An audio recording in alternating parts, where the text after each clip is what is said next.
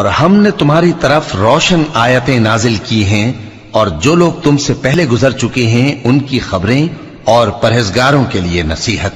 اللہ آسمانوں اور زمین کا نور ہے، اس کے نور کی مثال ایسی ہے کہ گویا ایک طاق ہے جس میں ایک چراغ ہے، اور چراغ ایک قندیل میں ہے، اور قندیل ایسی صاف شفاف ہے کہ گویا موتی کا سا چمکتا ہوا تارا ہے۔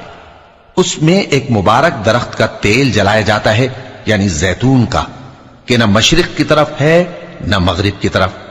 ایسا معلوم ہوتا ہے کہ اس کا تیل خواہ آگ اسے نہ بھی چھوئے جلنے کو تیار ہے۔ بڑی روشنی پر روشنی ہو رہی ہے۔